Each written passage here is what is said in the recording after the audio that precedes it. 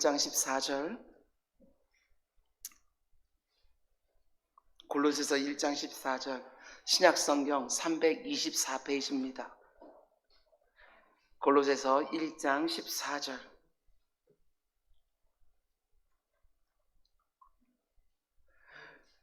우리 한 목소리 함께 읽겠습니다. 시작. 그 아들 안에서 우리가 속량 곧 죄사함을 얻었도다. 아멘, 아멘.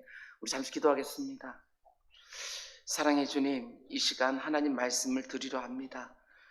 성령 하나님께서 부족한 설교자에게 은혜를 허락하여 주시고 회중석에 있는 성도님들 한 분 한 분 마음문을 열어주시사 성령의 교통하심 가운데 속에 하나님 안에 있는 것들이 우리들 가운데 임하는 복된 시간 될 수 있도록 인도하여 주시옵소서.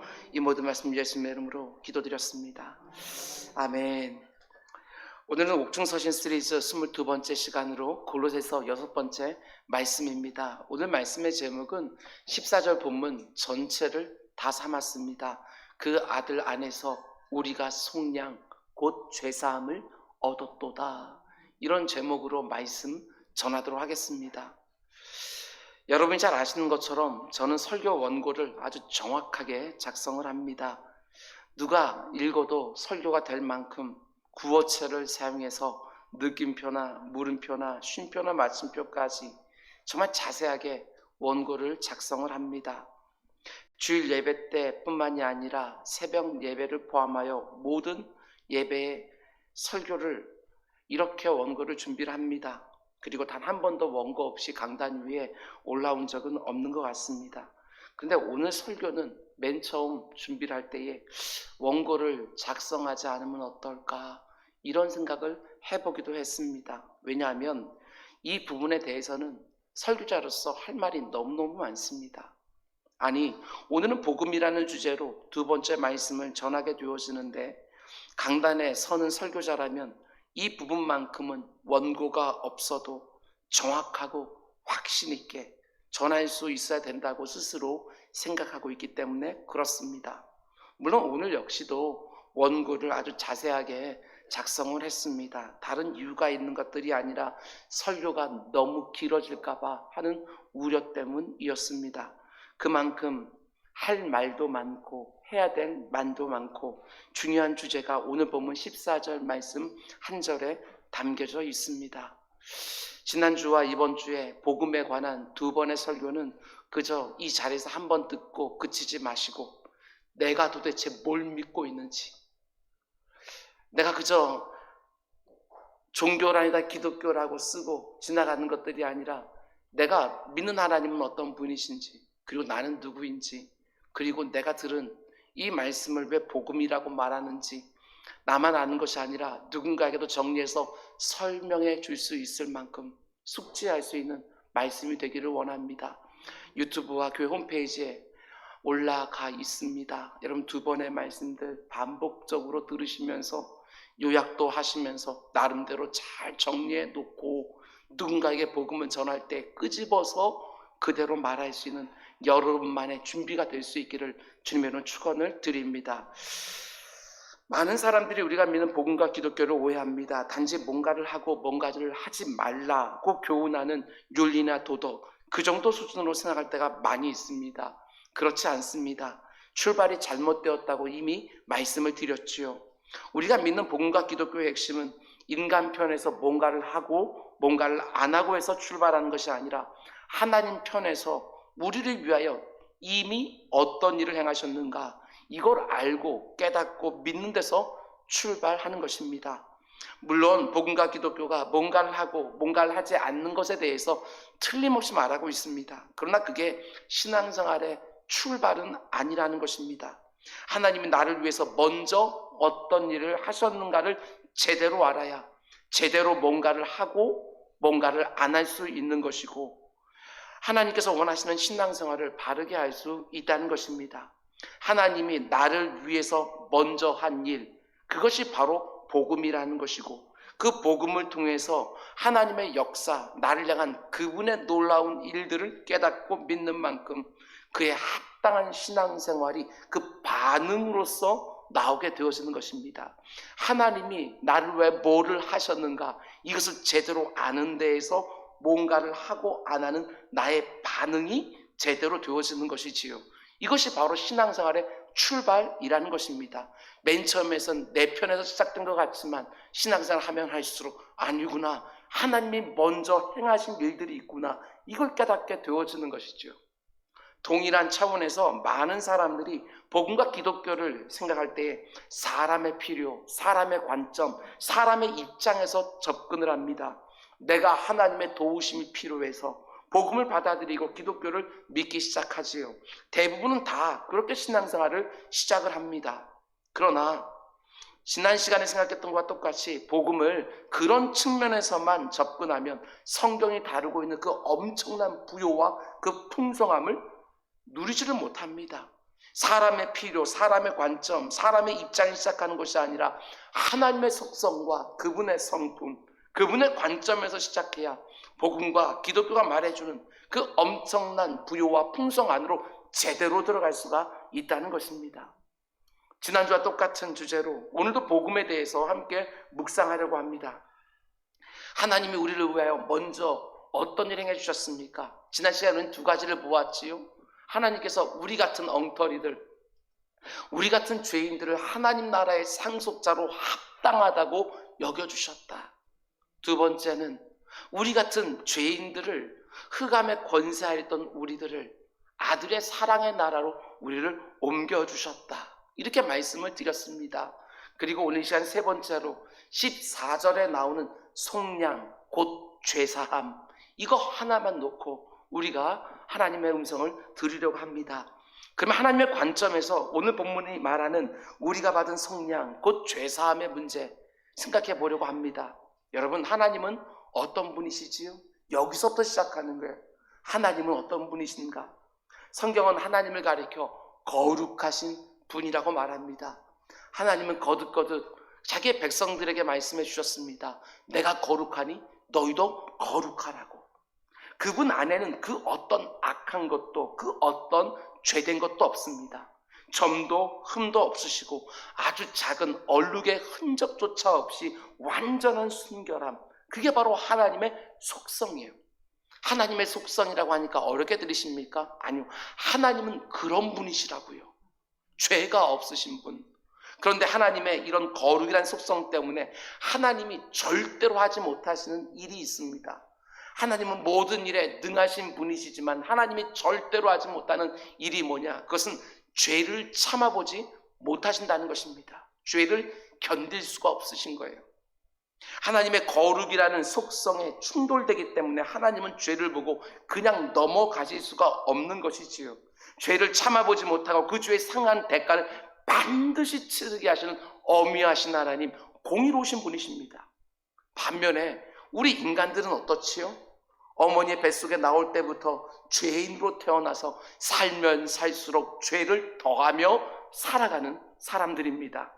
그 생각하는 것마다 악할 정도로 단 한 사람의 예외도 없이 모든 사람들이 죄로 오염되었습니다. 전적으로 타락했다고, 전적으로 부패했다고. 여러분, 이게 얼마나 끔찍한 말입니까? 우리 안에 선한 것이 하나도 없습니다. 다 역겨운 것들이고 다 추악한 것들이지요. 그래서 결국 우리는 내 구원을 위해서 내가 스스로 할 수 있는 것이 아무것도 없는 전적으로 무능력한 상태로 떨어져 버린 것입니다. 정말 비참한 형편에 있게 된 것이지요. 단지 신학적인 용어라고 생각하지 마시기 바랍니다. 정직하게 내 자신을 내가 살펴보더라도 내 안에 정말 괜찮은 것들이 없습니다. 괜찮아 보인다 할지라도 그것 역시도 이내 사라져버리는 지극히 일순간 일뿐일 때가 얼마나 많은지 모릅니다. 물론 다른 사람들과 비교해서 내가 조금 나은 부분이 있는 것처럼 생각한다 할지라도 다 죄인들끼리의 도토리 키재기일 뿐입니다. 하나님의 그 완전한 순결한 앞에서 나를 비추어 보면 내가 죄인이라고 하는 거 부정할 수가 없습니다. 고백할 수밖에 없는 것이지요. 여러분, 복음은 바로 여기서부터 출발하는 것입니다. 태어날 때부터 죄인으로 태어나서 살면 살수록 죄를 더하는 타락한 인간을 놓고 죄를 조금도 참아보지 못하시고 반드시 심판하시는 거룩한 하나님이 어떻게 하셨는지, 그걸 복음이 말해주는 것입니다. 다시 말씀드립니다. 태어날 때부터 죄인으로 태어나서 살면 살수록 죄를 더하는 타락한 인생을 놓고 죄를 조금도 참아보지를 못하시고 반드시 심판하셔야 그분의 속성에 맞는, 그분이 어떻게 하셨는가, 이것이 바로 복음의 메시지입니다. 죄인된 인간은 고민조차 하지 않았습니다. 흑암의 권세 아래 태어나서 흑암 가운데 살아가고 있기 때문에 죄를 참아보지 못하시는 하나님의 거룩이 도대체 무엇인지 감도 제대로 잡지 못하는 것이고, 내가 그런 전적 타락, 전적 부패, 정적 무능력한 상태에 있다는 것도 흑암 가운데 있기 때문에 보지를 못하는 것이지, 영적으로 무지해지는 거예요. 그런데 이런 표현을 사용하는 것이 너무나 불경스럽긴 하지만, 그런 죄인들을 놓고 하나님이 얼마나 고통스러워하시고 고민하셨는지, 그걸 성경이 말해주고 있는 거예요. 죄를 참아보지 못하시고 반드시 죄값을 치르게 하시는 그 거룩하신 하나님이 어떻게 죄인된 인생들을 용서해 줄 수 있는지, 그걸 고민하시는 거예요. 죄인된 인간을 어떻게, 도대체 어떤 방식으로 그 거룩하신 하나님이 죄를 보면 돌격하여 그 죄값을 치르게 하셔야 되는 그 하나님이 어떻게 용서해 줄 수 있는가, 하나님이 이걸 놓고 고민하시는 거예요. 왜 그렇습니까? 이 문제만큼은 하나님에게도 결코 쉬운 일이 아니었기 때문에 그렇습니다. 그 증거로 이런 점을 생각해 볼 수 있어요. 이 두꺼운 이 성경책을 복음주의 학자들은 크게 세 부분으로 나눕니다. 창조, 타락, 구속, 이렇게 세 부분을 나누어서 성경 전체를 꿰지요. 그런데 그 분량으로 놓고 보게 되었으면 이 부분이 참 놀랍습니다. 창조, 고작해야 창세기 1장, 2장으로 끝내버리지요. 우리가 살아가는 이 온 우주가 얼마나 광대합니까? 과학이 발전하면 발전할수록 정말 끝없이 펼쳐져 있는 것 같은 이 온 우주 만물이 얼마나 광대한지, 그런데 성경은 딱 2장으로 그 창조를 끝내버리죠. 타락도 마찬가지입니다. 타락으로 해서 얼마나 많은 일들이 발생을 했습니까? 온갖 죄들이 다 쏟아져 나오는데 그 타락에 대해서도 창세기 3장에서 단 몇 구절로 끝내버립니다. 인간이 어떻게 죄인이 되었는가, 그걸 보여주는 것도 몇 구절에 지나지 않습니다. 그런데 구속은 어떻습니까? 하나님이 그 죄인된 인간을 어떻게 구원해내시는지, 그것은요 성경 전체를 사용하고 있는 거예요. 창세기 3장 마지막 부분부터 시작하여 요한계시록 맨 끝장까지 정말 요한계시록 다시 오실 예수님을 통해서 우리 인생들이 완벽하게 회복되어지는 그 재창조가 이루어지는 그때까지 쫙 그 일정들을 성경 전체가 그 구속 사건을 다 다루고 있는 것이지요. 이게 너무나 놀라운 거예요. 왜 이렇게 하시느냐? 죄로 오염된 인간은 점점점 더 타락해가지 않습니까? 생각하는 것마다 다 악할 정도로 더욱 죄를 더해가지만, 죄를 참아보지 못하시는 그 거룩하신 하나님이 얼마나 고통스러워하는지, 얼마나 안타까워하시는지를 아주 크게 성경이 보여주고 있는 거예요. 죄를 참아보지 못하고 반드시 심판하시는 하나님이 얼마나 오래 참아내시는지, 죄 가운데 있는 인간을 어떻게 구원해내시는지, 그 모습을 성경 전체를 다 할애해서 보여주는 거예요. 여러분, 성경 말씀을 한번 생각해 보시기 바랍니다.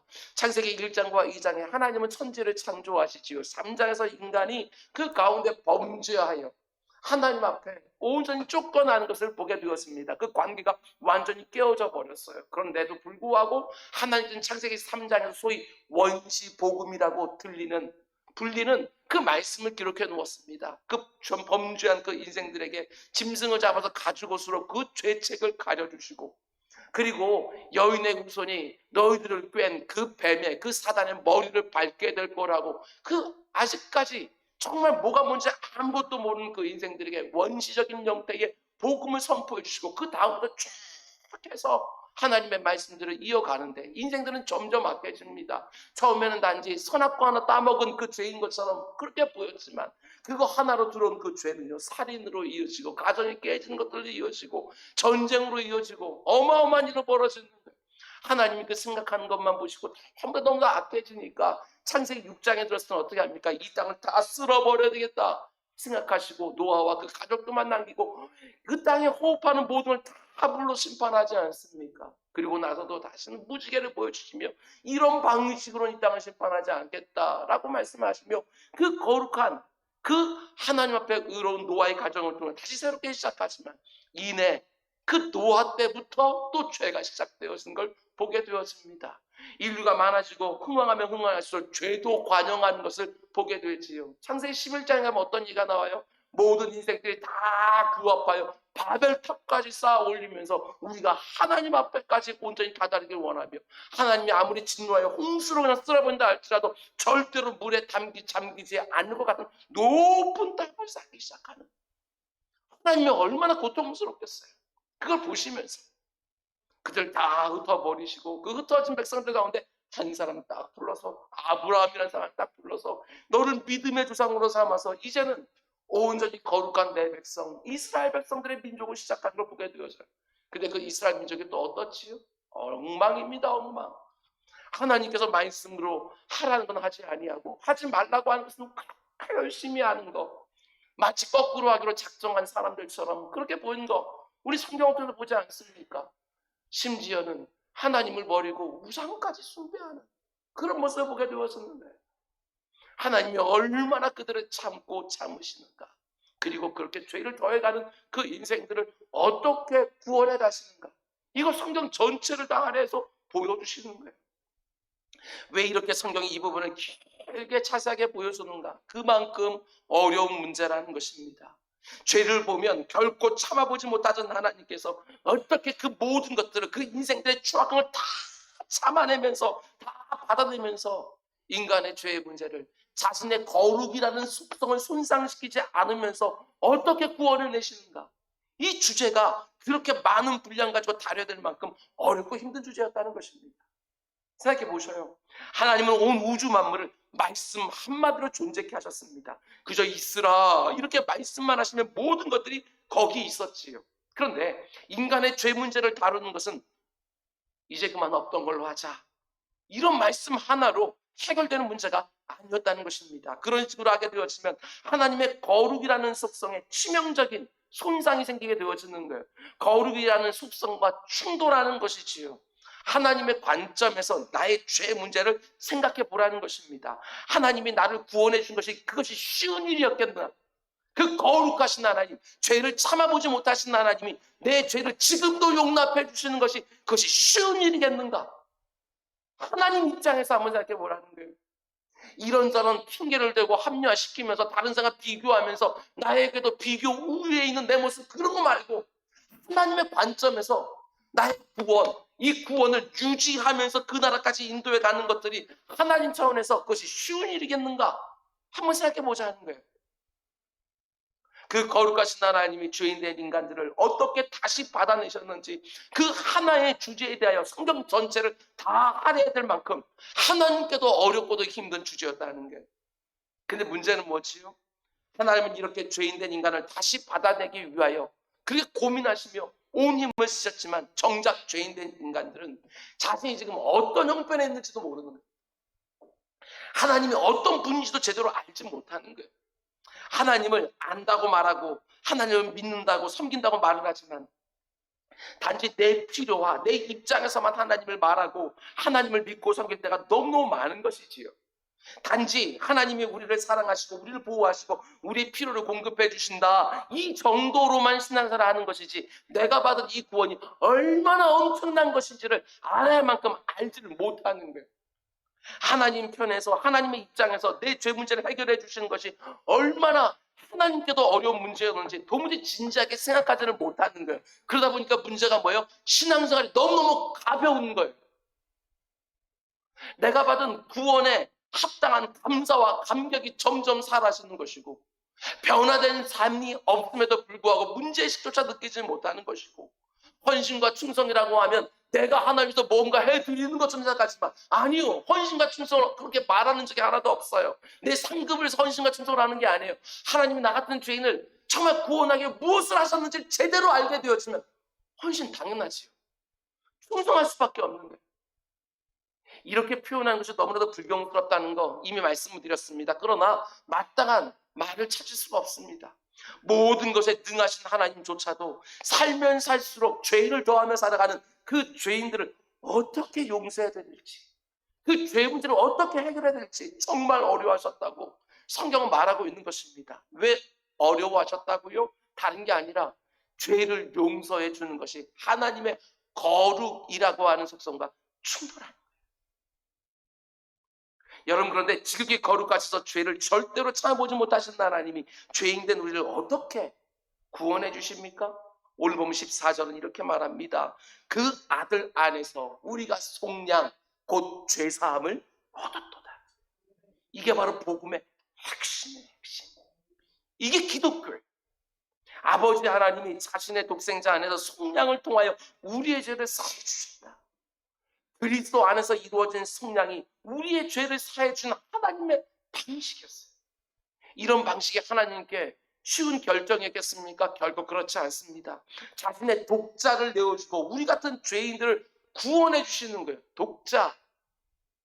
죄 가운데 태어나서 늘 죄만 더하고 있는 이 한심한 우리들의 죄를 용서해 주시기 위하여 죄가 전혀 없으시는 자신의 독자, 성자 하나님을 십자가에 내어주시는 거예요.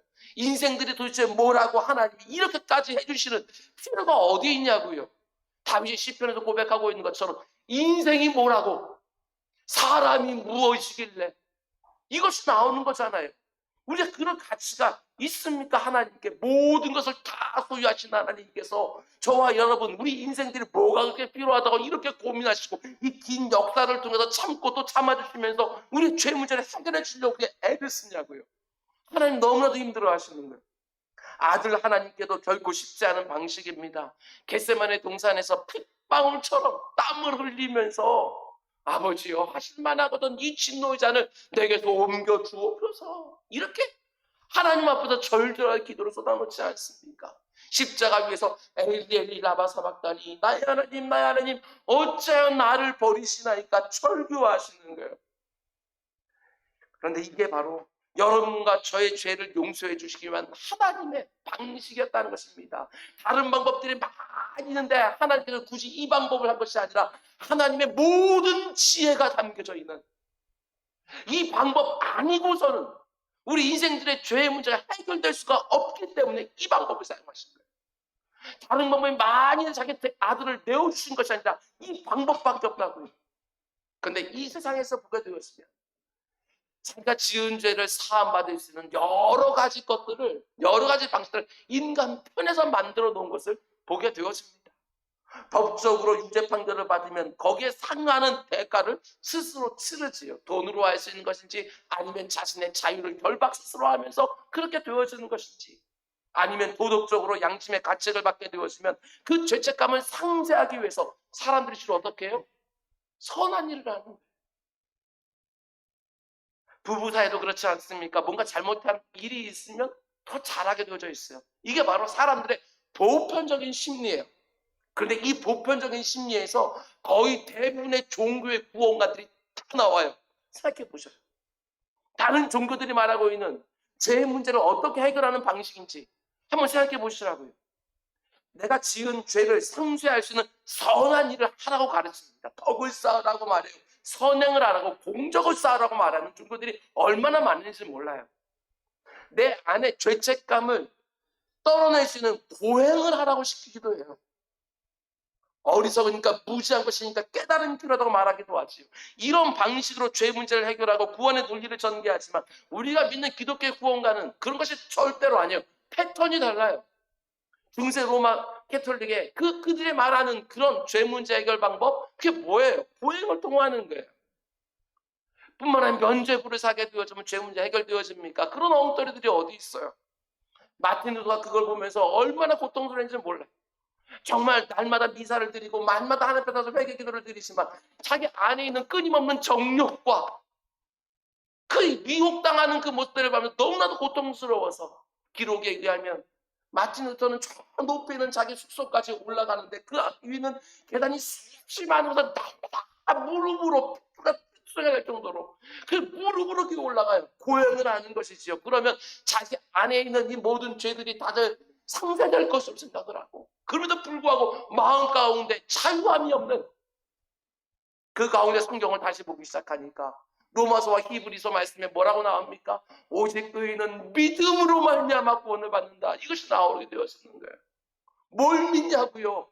누군가 여러분들에게 뭘 믿어서 구원받으라고 얘기하면 뭘 믿는다고 말하겠냐고요? 예수 그리스도를 믿는다고 하면 예수 그리스도가 무엇을 해주셨느냐고요?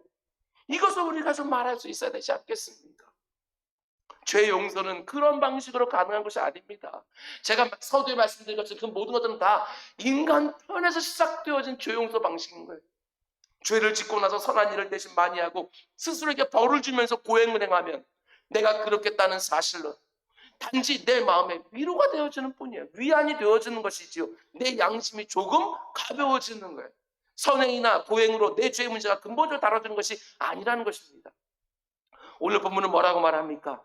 아버지 하나님께서 자신의 아들 예수 안에서 우리를 위해서 행해 주신 속량, 오직 그 방식만이 인생의 죄 문제를 해결하는 유일하고 참된 방식이라고, 이것이 바로 하나님의 지혜라고 말해주는 것입니다. 그럼 생각해 봐야죠. 속량이 뭐예요? 속량이라는 것은 노예나 종살이하는 사람을 몸값을 대신 지불하고 나서 사서 자유롭게 풀어주는, 이게 속량이에요. 우리가 잘 아는 것처럼 모든 사회에는 고대 시대에 다 노예제도가 있지 않았습니까? 전쟁에서 지면 승전대 포로로 끌려가서 노예로 팔리는 거예요. 사람들이 노예시장에 나아가서 몸값을 주고 사와서 자신의 노예로 쓰는 거예요. 그런가 하면 사람들이 이 땅을 살아가다가 재정적으로 너무너무 어려워지면 빚을 지게 되어지는데 그 빚을 갚지 못하면 그 빚을 갚는 대신에 종살이를 합니다. 그러니까 모든 종들은요, 값이 있어요. 주인의 재산이에요. 주인의 재산. 자유인이 되려면 몸값을 지불해야 되는 것이지요. 그런데 문제는 그럴 능력이 없으니까 계속 종살이 하는 거 아니에요?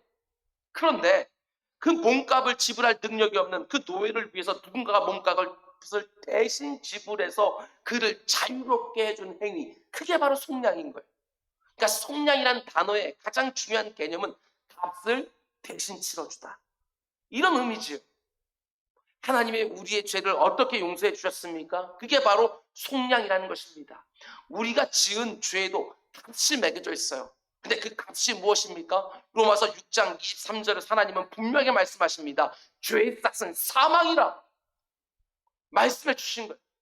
죄를 참아보지 못하시는 그 거룩하신 하나님이 죄값을 정해 놓으셨어요. 죄의 값은 사망이라. 그런데 문제는 뭐냐? 하나님은 결코 실현하지 않으시는 분이에요. 그것도 하나님의 속성인 거예요. 하나님은 신실하신 분이기에 자신이 하시는 말씀을 변개치 않으시는 분이셔요.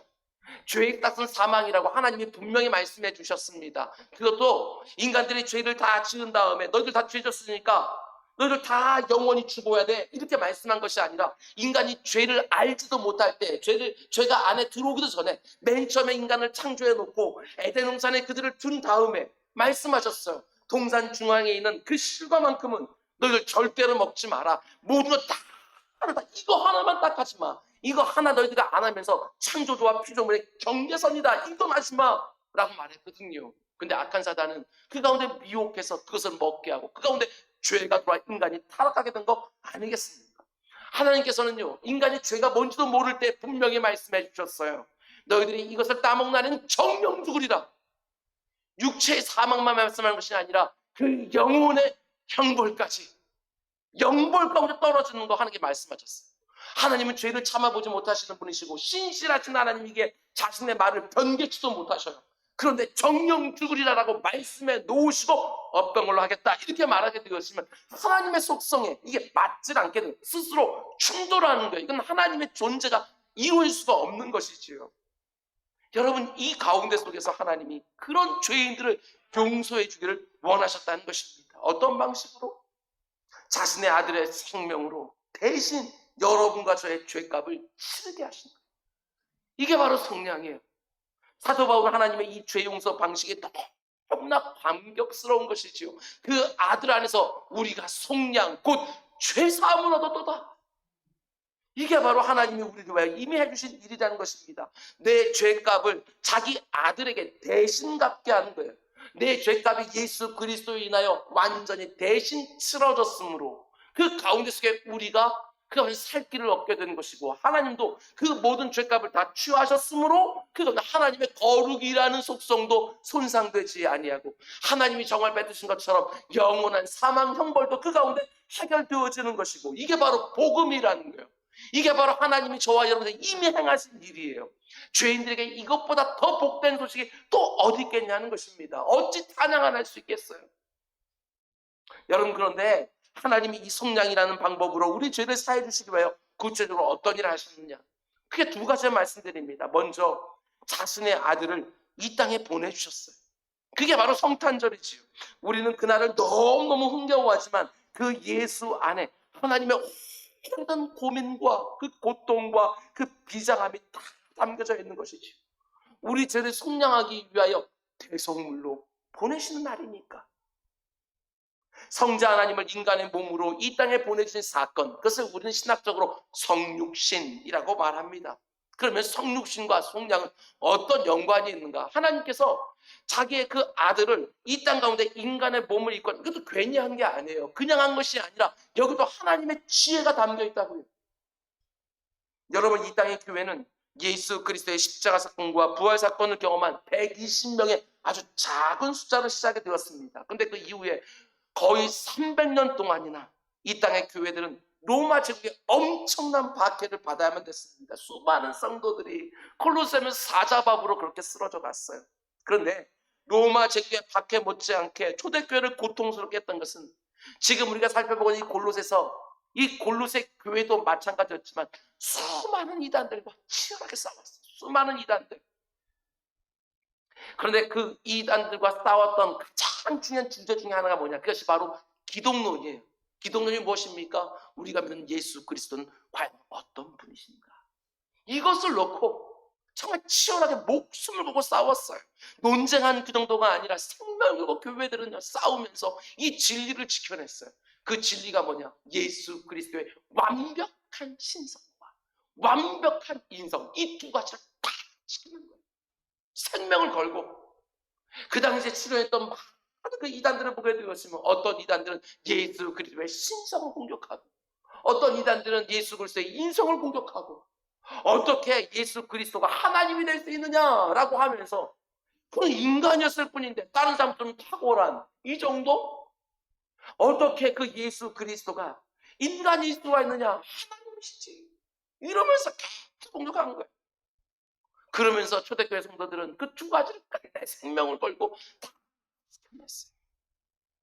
오늘날 성도들은 여기에 관심도 없어요.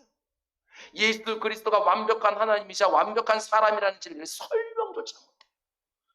그죠? 그냥 믿어. 그렇다고 한다, 그냥 믿어. 이런 식으로 하고 다 그냥 지나가 버리는 거예요.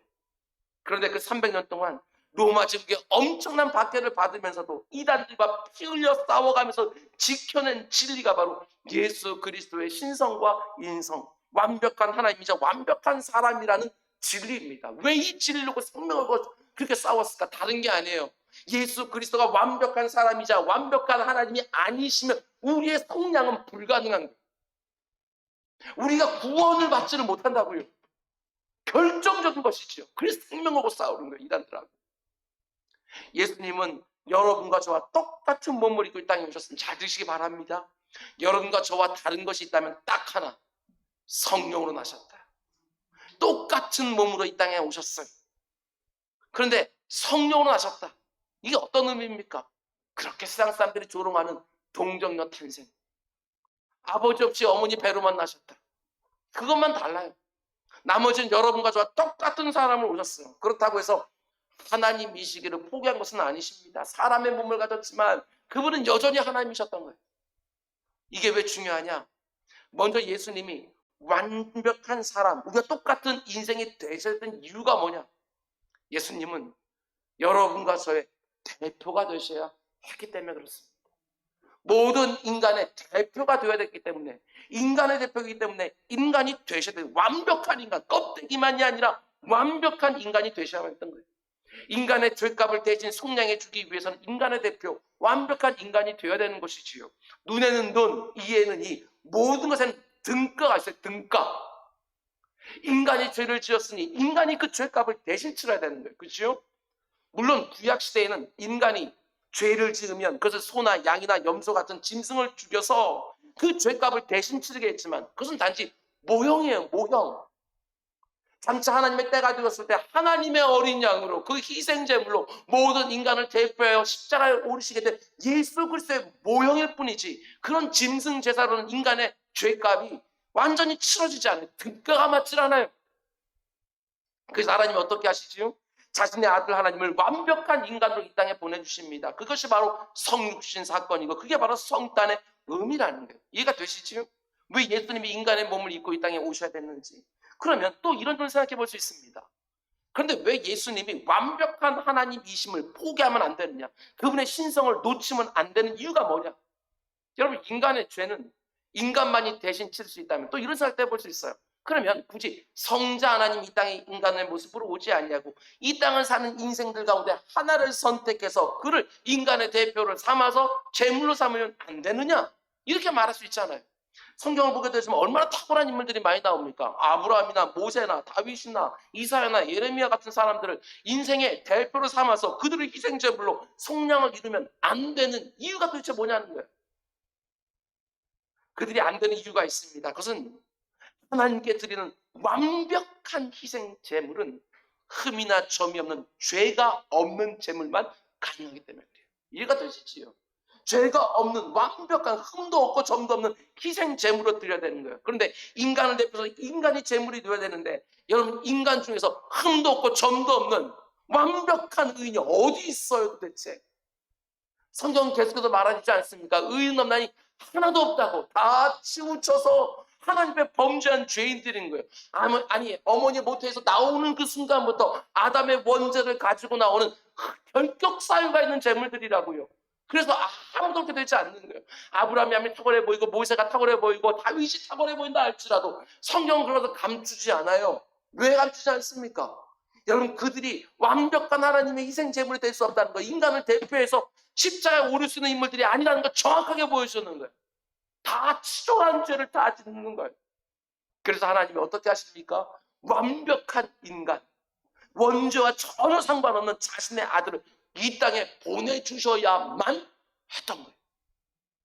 거룩하신 아버지 하나님과 똑같은 아들 하나님, 하나님 안에 점도 흠도 없는 완벽한 순결함이 하나님 아버지에 있는 것처럼 그 아들 하나님 역시도 죄가 없는 완벽한 순결함의 습성을 가지고 있거든요. 그분을 인간으로 보내시되 하나님으로서 보내시는 거예요.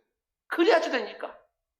인간 아버지를 통해서 이 땅에 태어나면 원죄 아래서 태어날 수밖에 없기 때문에, 그래서 성령으로, 그래서 동정녀 탄생하는 방식으로 이 땅에 보내주실 수밖에 없었다는 거예요. 어떤 사람들이 이렇게 말하기도 합니다. 아니, 어떻게 처녀가 아기를 낳을 수 있냐고. 동정녀 탄생만 없으면 예수 믿기 훨씬 더 쉬울 거라고. 아니요, 그렇지 않아요. 동정녀 탄생이 없으면 저와 여러분의 속량이 이루어질 수가 없는 거예요. 동정녀 탄생이 없으면 예수님이 완벽한 희생 제물이 될 수가 없는 것이지요. 단지 성경에서 예수님 같다 박혁교사 같은 무슨 실화를 만들어서 그 탄생보다 특별했다 이런 걸 말하려고 하는 것들이 아니라, 우리 주님은요 동생녀 탄생으로 오실 수밖에 없는 거예요. 아무리 이 세상이 조롱한다 할지라도, 아무리 어떻게 이런 일이 과학적으로 가능하냐 이렇게 비판을 받는다 할지라도, 동정녀 탄생이라는 방식이 아니면 속죄 제물이 될 수가 없으니까 하나님이 그 방식으로 보내주시는 거예요. 하나님의 어마어마한 지혜가 그 안에 담겨져 있다는 사실입니다. 반드시 동정녀 탄생하는 방식으로 인간의 몸으로 이 땅에 오셔야 저와 여러분의 죄값을 완벽하게 치러줄 수가 있는 거예요.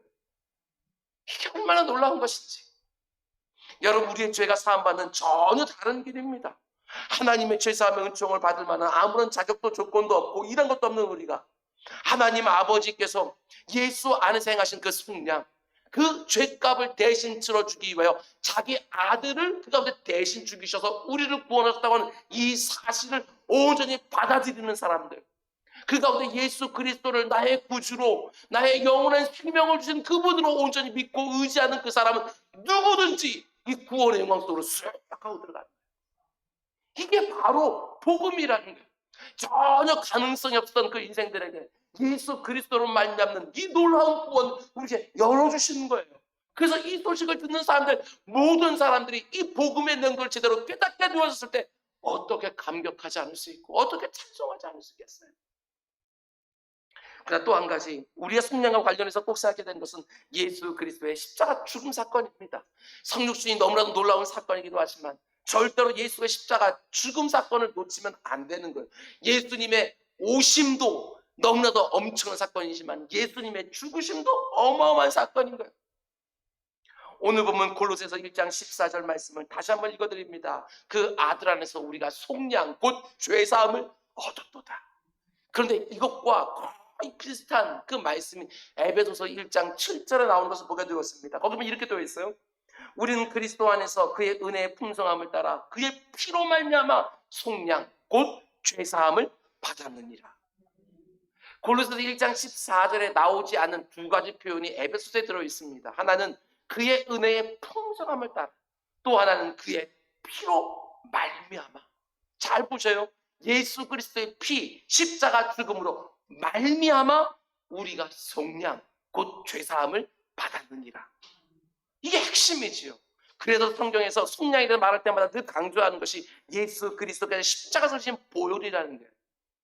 예수님께서 공생의 사역을 하실 때 자신이 이 땅에 오신 이유를 친히 밝혀준 적이 있습니다. 마가복음 10장 45절. 인자가 온 것은 섬김을 받으려 함이 아니라 도리어 섬기려 하고 자기 목숨을 많은 사람의 대속물로 주려 함이라. 사람들에게 존경을 받고 인정을 받고 높임을 받기 위해서 이 땅에 오신 것이 아니라 자신의 목숨을 많은 사람들, 하나님의 그 만세자부터 작정하셨던 그 생명들을 위하여 대속물로 주기 위하여 이 땅에 오셨다고 말씀하시는 거예요. 인간의 대표로 십자가에 달려서 우리가 치러야 할 죄값을 대신 속량하기 위하여 이 땅에 오셨다고 우리 주님이 친히 말씀해 주셔요. 죄의 값은 사망이라고 아버지 하나님 말씀하셨으니까 우리 죽음으로 치르던 그 죄값을 대신 치르기 위하여 이 땅에 오셨다고 친히 말씀해 주시는 거예요. 제가 늘 말씀드리는 것처럼 십자가 위에서 어떤 일이 벌어집니까? 예수 그리스도 완벽한 사람이자 완벽한 하나님이신 그 예수의 십자가 위에 달리지 않습니까? 그 달려서 우리 주님께서 맨 마지막에 하신 말씀이 무엇이지요? 내가 다 이루었다. 뭘 다 이루었어요? 모든 율법의 요구를 다 이루신 거예요. 하나님께서 우리에게 하라 하지 말라는 모든 율법의 요구를 다 이루셨어요. 그래서 우리 주님께서는요 의를 완성하셨다고요. 근데 그 의를 어떻게 합니까? 십자가 위에서 우리가 모든 우리의 죄를 하나 예수 그리스도에게 다 전가시키고 우리 주님께서 그 십자가 위에서 이루신 그 의를 우리에게 전가시키면서 이 엄청난 트레이드가 그 가운데 이루어지면서 우리가 의롭다 여김받게 되어지는 거잖아요. 십자가가 핵심이에요. 여러분, 우리가 믿는 기독교는 사람들에게 예수의 가르침을 잘 따라야 된다, 잘 따르면 구원받는다 이렇게 말하는 종교가 아니에요. 오해하시면 안 돼요. 기독교는 사람들에게 예수의 본을 잘 따르면 구원을 받는다 이렇게 가르치는 종교가 절대로 아니라는 것입니다. 물론 모든 면에서 예수님의 가르침대로 살면 구원받을 수 있어요. 예수님을 본받아 똑같이 살게 되어지면 구원받지요. 그런데 문제는 우리가 그렇게 못 산다니까요. 하나님의 성품을 담고 있는 성경 말씀 그대로 살면 하라는 거 다 하고 하지 말라는 거 하나도 안 하고 거기에다가 겉으로 껍데기만 그렇게 하는 것이 아니라 속 중심까지도 그렇게 온전하면 우리가 구원받지요. 그런데 그건 불가능하다고 성경에서는 거듭거듭 힘줘서 말하는데 우리 같은 엉터리가 아니라 정말 탁월해 보이는 그 사람들도 그렇게 못했다는 것을 모든 사람들의 그 모든 사례를 다 낱낱이 말해주면서 우리에게 보여주는 거예요. 율법, 뭔가를 하라 하지 말라고 하는 모든 율법은 단지 몽학 선생에 불과하다고. 너희들 율법 다 지키려고 한번 애써봤느냐? 율법을 지키려고 하면 할수록 뭘 깨닫게 되지요? 내가 율법대로 살 수 없다는 걸 깨닫게 되었는 거예요. 그래서 율법은 단지 몽학 선생으로 우리를 예수의 십자가 앞에까지만 데려가는 거예요. 내 힘을 다 써서 그 율법 자체가 안 되는 거 아닐까? 그 가운데서 절명하면서 십자가 앞에 나와서 예수 그리스도께서 나를 위해 대신 값을 치러주시면서 너에게 구원이 임했다고 이것을 붙들게 되었는 거예요. 이게 바로 성경 말씀이죠. 왜 성경은 거듭거듭 계속해서 이 믿음으로 말미암는 구원을 말씀해 주십니까? 사람이 계속해서 착각하거든요. 아니 어떻게 믿기만 하면 구원받느냐고 그대로 살아내야지 그게 구원받는 거 아니냐고. 지금 몰라서 그런 말 하는 거예요. 자기가 마음만 먹으면 율법 요구한 대로 다 할 수 있는 것처럼 그렇게 말하는 거잖아요. 그게 얼마나 어리석어요. 아니 착하게 살면 천국에 간다? 여러분 세상 사람도 그렇게 말하지만 우리 같은 죄인들이 착하게 살면 얼마나 착하게 살겠냐고요. 다른 사람들보다 착하게 살면 천국에 간다? 아니, 다른 사람보다 착하게 살았다고 지극히 거룩하셔서 죄만 보면 참아보지 못하고 돌격하시는 그 하나님 앞에 나간다고? 여러분, 이거 가당치도 않은 일이에요. 죄를 지어도 선행을 더 많이 해서 공적을 많이 쌓으면 천국에 간다? 아니, 무슨 천국에 커트라인이 있습니까? 내 일평생 내가 한 일을 다 따져봐서 내가 죄 지은 것이 49%고 내가 좋은 일 한 것이 51%면 천국 들어가는 것입니까? 아니요. 죄를 너무 가볍게 생각하는 거예요. 하나님의 거룩하심이 뭔지를 도무지 알지를 못하는 거예요. 그런 방식으로는 우리가 구원 못 받아요. 우리 죄가 사함받는 길은 하나밖에 없어요. 대신 값을 지불해 주신 예수 그리스도의 공로, 그거 하나밖에 없어요. 그거 하나. 하나님께 자기 아들을 내 대신 달아놓으시고 내 죄를 거기에 다 쏟아부으시며 그분의 생명값으로 나에게 영원한 생명을 주신 거예요. 이게 복음이에요. 어찌 우리가 찬양을 하지 않을 수 있겠냐는 것이지요. 사도 바울이 쓴 13권의 서신서들을 보면 그가 얼마나 예수의 십자가를 강조하는지 모릅니다. 바울 서신을 보게 되어지면 이곳저곳에 예수 그리스도의 십자가의 시뻘건 흔적이 남아있어요. 그것이 우리 죄사함의 핵심이니까.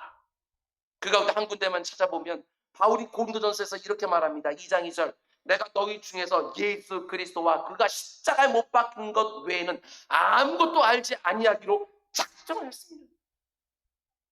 사도 바울은 무려 30년 동안 복음을 전했어요. 얼마나 할 이야기가 많겠습니까? 그 사이에 있었던 일들. 근데 뭐라고 말합니까? 내가 너희에게 다른 이야기하고 싶지 않다. 하나님이 지금까지 나를 어떻게 사용해 주시고 얼마나 엄청난 일들을 나를 통해서 이루어졌는지 그런 얘기는 일치하고 싶은 마음도 없다.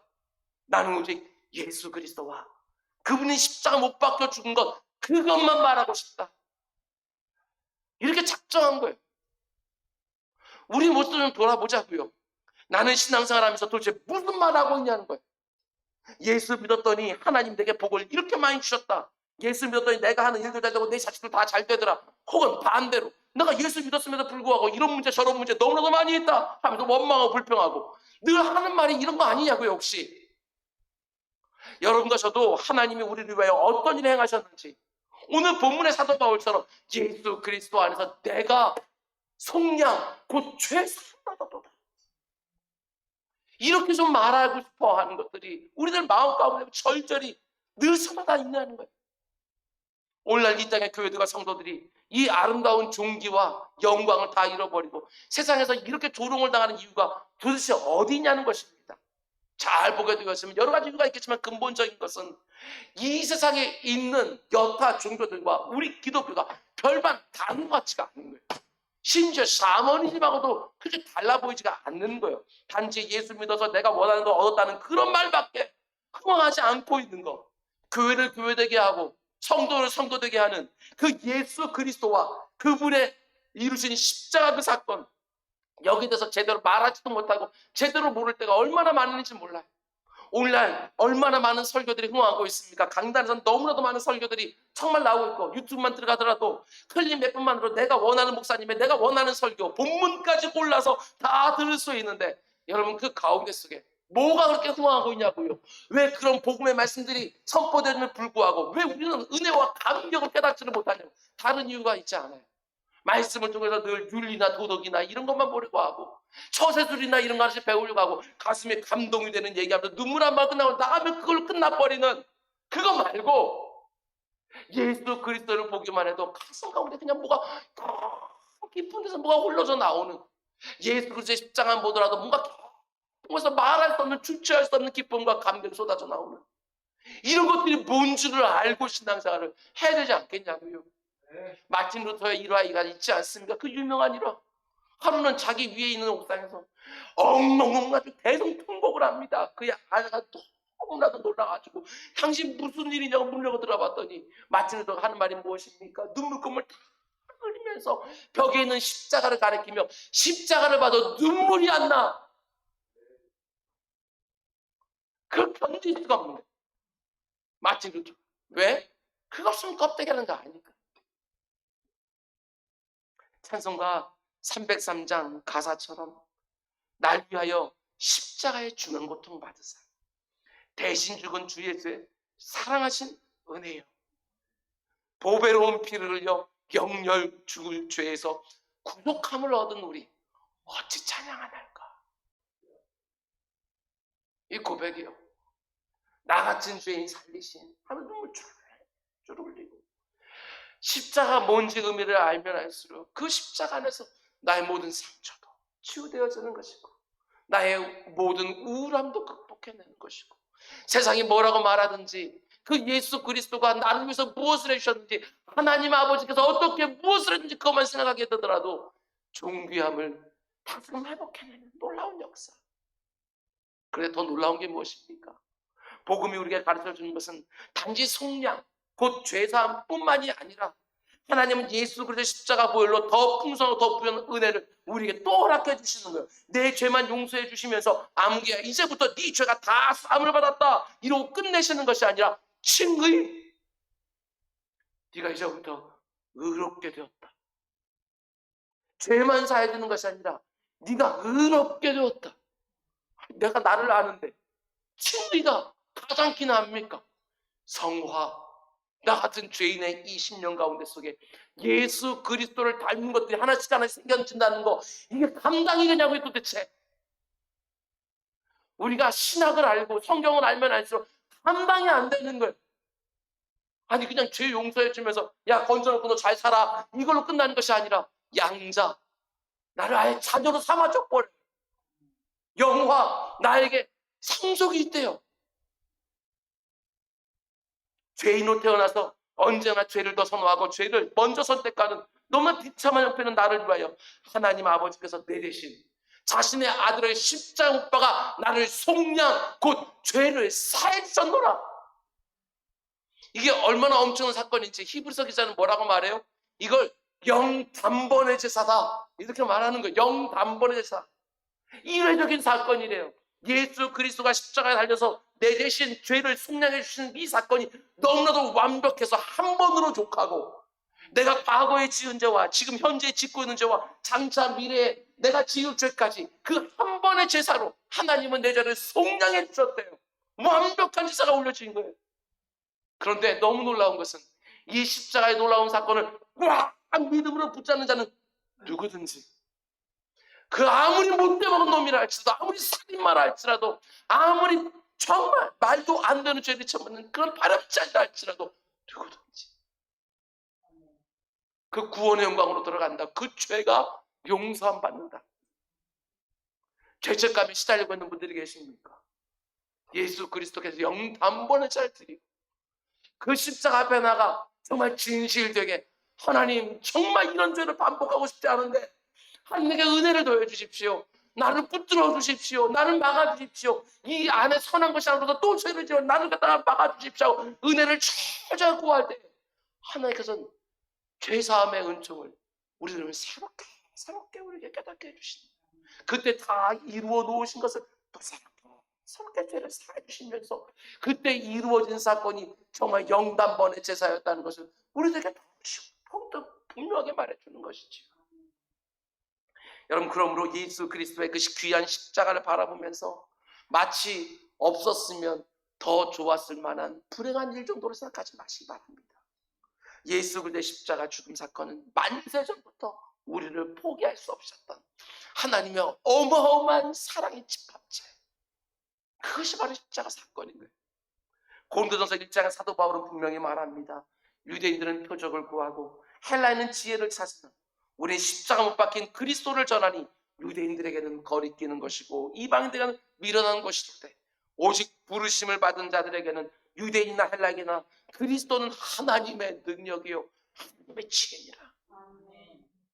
너무너무 귀한 말씀 아닙니까? 사도 바울은 아는 거지요. 아는 거. 그 십자가 얼마나 결정적인 것이고 얼마나 중요하고 귀한 것인지 사도 바울이 그걸 아는 거예요.